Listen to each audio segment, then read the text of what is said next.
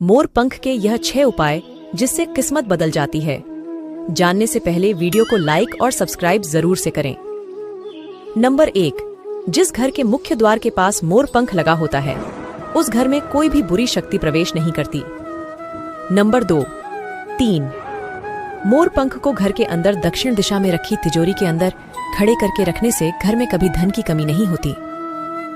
number 3, Rahu दोष को खत्म करने के लिए एक मोर